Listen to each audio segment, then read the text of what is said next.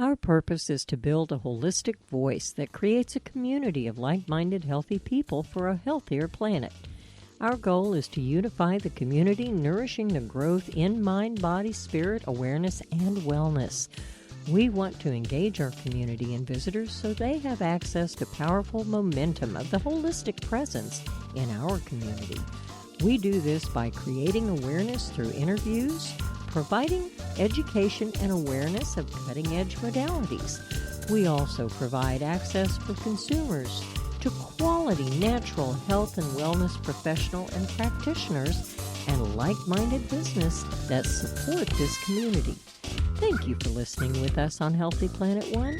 Stay with us for the next interview with our next holistic guest. Welcome, everyone. This month's focus is on transformation. This topic is a multidimensional topic, and we've invited 4 guests to share their insights and contribution from their various fields. We invite you to listen each week to these in-depth conversations that will make a big difference in your life. Our guest this week is Michele D'Ambrosio. Michele is a professional wellness coach and a Reverend.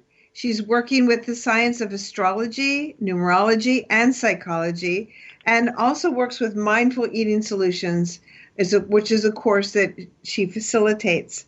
So I want to say welcome, Michele, to our Healthy Planet Radio show. How are you today? Well, thank you for having me on the air, and I'm feeling fantastic. So you were telling me that now is the time for transition and transformation.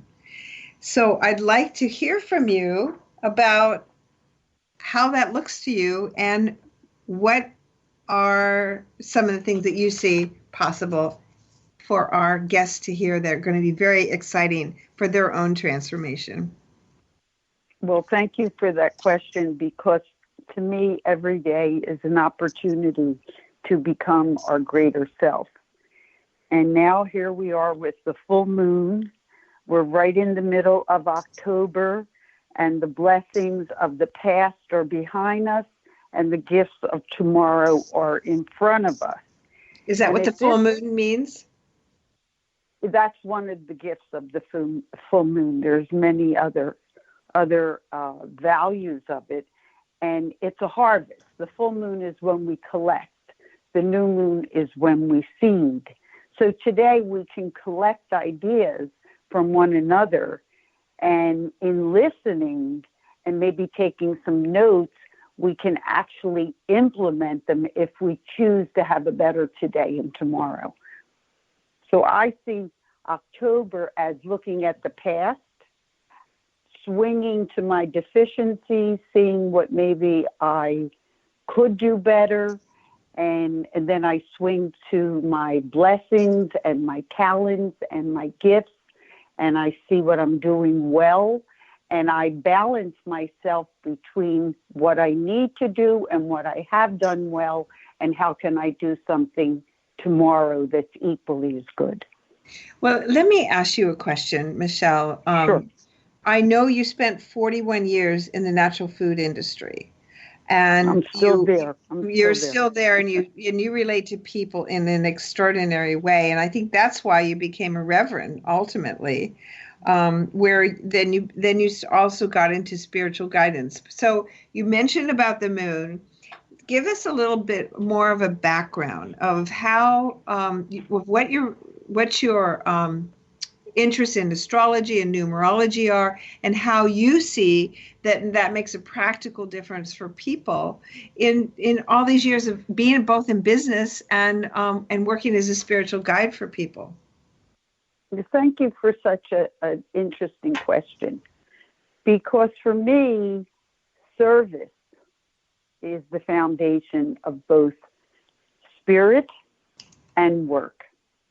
When I'm working in the food industry, which I love and is my mission, and I find that food, whether it's food for thought, spirit, or body, is essential.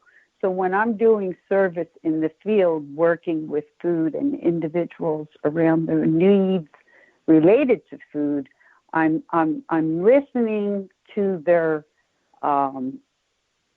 request and their concerns, and then I intuitively can send them in a direction that has value for them today, whether it's eating better, thinking better, exercising more, or just sitting still and meditating. So I think they're all the same, because the body is the container for this magnificent spirit, and it holds this mind that's creative. So I think they're all the same. We just label them so that we can identify them separately, but they're really one in the same for me. One of the things I notice about you is that you pull a lot on numbers, and that's what you call numerology. Give us a little bit of background of that, and how you see that in really causing transformation for people. Okay. Well, why I believe numbers are so powerful is that they're not emotional. And a 1 is a 1 and a 2 is a 2. Okay, so you don't feel a lot of emotion. It's something that you can apply practically. And numerology is really a roadmap. When you're driving, you take a left or right on Highway 75, and there's logic to it. So, for example, right now we're going into a 4-year, which is 2020, and it has big numbers. It has 2 and 2. So that means there's going to be a lot of different points of views. There's going to be 2 sides for this and 2 sides for that. Then when we add it together, it's a 4. And a 4 is a square. So, wow, I have an opportunity. Now, I'm not just talking about me, but anybody. I have an opportunity to really build my life on a solid foundation, a square. Well, what am I going to use as the cornerstones or the pillars of my life? Numbers allow you to question, what am I doing? Where am I going? How am I going to get there? And what's the value of that number today? Does that make sense? Are they different? Yeah, but are they different for every person? Well, it's 2020 for everybody, correct? Right. Mm-hmm. We'll agree with that. And when you take your birthday and you take the month, you add it together. I'll use mine. 5 and 7 is 3. That becomes the number, my pin, that I add to the year. So if it's a 4-year for everybody, I take my 3 and I add it to a 4, and now it's a 7-year for me.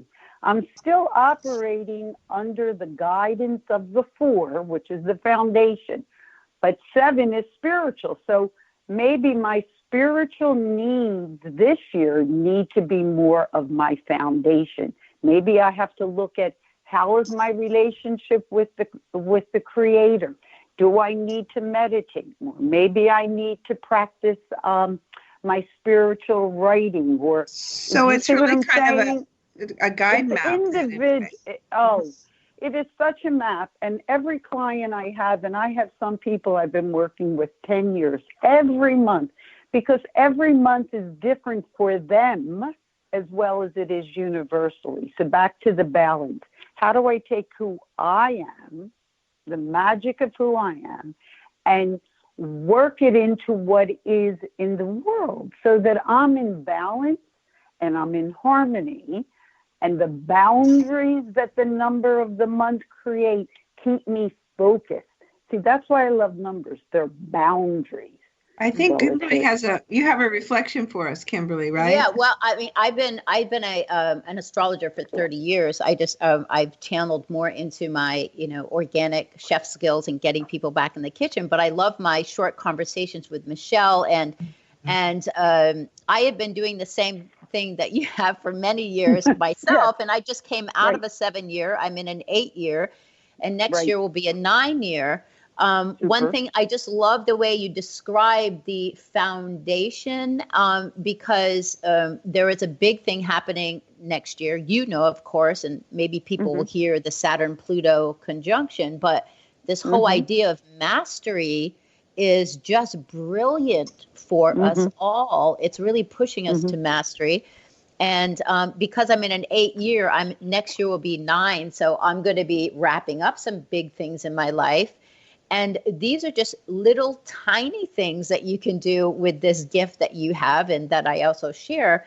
And it just really puts people into a like a deeper connection and at ease. I've used it in business a lot, and I'm loving the way you're explaining everything and just focusing on that. Yeah, 2020 is going to be a real big year. I love the word mastery for that. Yeah. Well, let's look at that word mastery. Now, see, only every letter has a number. Yep. And mastery, it begins with M. Yep. And M is governed by the number 4. Well, my name is Michele, which is a 4. My last name is D'Ambrosia, which is a D, which is a 4. So I am not consumed. I'm captivated is a better word. With letters and numbers. Ew, I'm a KK. Do that one. Okay, there you go. That's a 2 too. Okay, Kimberly. So for you are captivated subconsciously with bridging with other people. So, like for example, the letter B, beautiful, beginning, belief. I like the letter C. I'm always saying that with Patricia. Number 3, communication, creativity. And it's on and on. You can spend a whole day just using one letter as a guidance. See, the more we play with numbers and letters in astrology, life becomes practical, becomes something that we work rather than it working us. Yeah, I use it successfully in sales, honestly. So I have many tips on that. It's fabulous. Yeah. Great. The ABCs of sales, which is 1, 2, 3, which is always be closing, always be creative, always be conscious, always be caring for the consumer. The person that's good in sales is conscious of the consumer. I learned this from, I can't think of his name, it'll come to me. Oh, Earl Nightingale in the early 80s. He said the best rules of business are the customer is always right.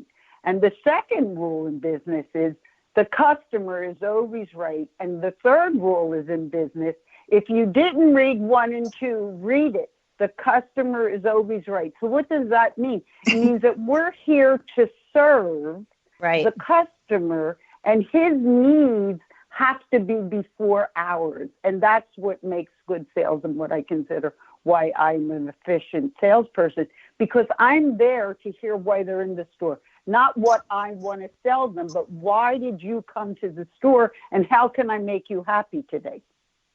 You know, Michele, I want to go back to, you're talking about the numbers and that they're just standalone, there's no emotion, but I feel like there's juice in them. When you talk about numbers, you juice them, you get them juicy. It's like I look at 2020 and I know 2 is also a divine feminine.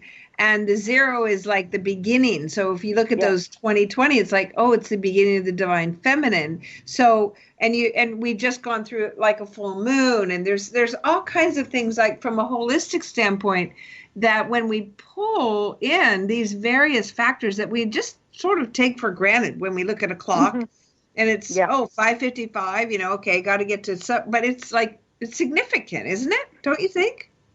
Oh, I believe what you said is so important for us to be aware of, that the universe is always talking to us via the time. That's why I'm in love with the time. It's ringing the bell constantly, giving you a new number, a new thought, a new boundary, if you're just paying attention. Oh, wow, what a great insight. I mean, talk about transformation because you just transformed a way of looking at the clock. It's not just like, I got to get somewhere on time, but it's about, oh, it's 3. Okay, 3 is about communication or, or what's the date? What's the date today, right? It's like... You just said it. And if I can say this, and this